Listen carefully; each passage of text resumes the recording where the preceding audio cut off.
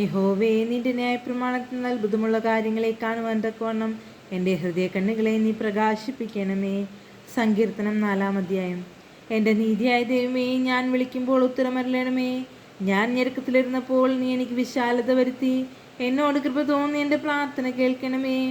പുരുഷന്മാരെ, നിങ്ങൾ എത്രത്തോളം എൻ്റെ മാനത്തെ നിന്നയാക്കി മായയെ ഇച്ഛിച്ച് വ്യാജത്തെ അന്വേഷിക്കും. യഹോവ ഭക്തനെ തനിക്ക് വേർതിരിച്ചിരിക്കുന്നു എന്നറിവീൻ. ഞാൻ യഹോവയെ വിളിച്ച് അപേക്ഷിക്കുമ്പോൾ അവൻ കേൾക്കും. നടുങ്ങുവീൻ, പാപം ചെയ്യാതിരിപ്പീൻ. നിങ്ങളുടെ കിടക്കമേൽ ഹൃദയത്തിൽ ധ്യാനിച്ചു മൗനമായിരിപ്പീൻ. നീതിയാഗങ്ങളെ അർപ്പിപ്പീൻ, യഹോവയിൽ ആശ്രയം വെപ്പീൻ.